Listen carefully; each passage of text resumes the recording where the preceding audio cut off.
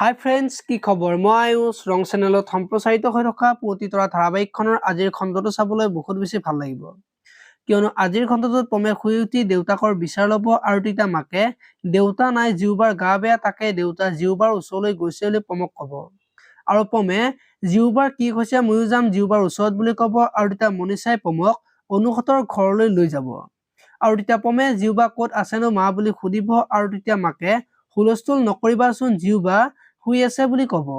আৰু পমে ইমান দেৰিলৈকে শুই আছে নে, মই আহিলো নহয় জিউবাক জগাই দিম বুলি কোৱা দেখিবলৈ পাব। আজিৰ খণ্ডটোত দেউতাকে অনুৰ আগত হুইল চেয়াৰখন দিলানে বুলি সুধিব আৰু তেতিয়া অনুক সেইখন মাৰাই দিবলৈ নিদিলে বুলি দেউতাকক ক'ব।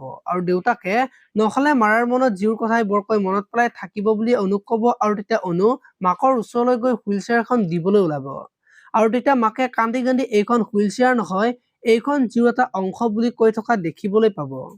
এতিয়া বাৰু হুইল চেয়াৰখন মাকে দিবলৈ দিবনে, দেখিবলৈ পাব আজিৰ খণ্ডটো। আৰু আজি বেদক ঘৰলৈ যাব আৰু তেতিয়া বিন্দুই অনুবা অহা নাই নেকি বুলি বেদক সুধিব আৰু তেতিয়া বেদই নাই অহা, কেইদিনমান থাকিব, কিয় দেউতাই কিবা কৈছে নেকি বুলি সুধিব। আৰু তেতিয়া বিন্দুই এনেকুৱা সময়ত দেউতাইনো কি ক'ব বুলি বেদক ক'ব। এতিয়া বাৰু দেউতাকে অনুক বোৱাৰী হিচাপে মানি ল'ব নেকি, দেখিবলৈ পাব আজিৰ খণ্ডটোত। আপোনালোকে পুৱতি তৰা ধাৰাবাহিকখন চাই কেনেকুৱা পায় কমেণ্ট কৰি জনাব। আৰু যদি আপোনালোকে এতিয়ালৈকে চেনেলটো ছাবস্ক্ৰাইব কৰা নাই তেতিয়াহ'লে চেনেলটো ছাবস্ক্ৰাইব কৰি ভিডিঅ'টোত এটা লাইক কৰি দিব। ধন্যবাদ।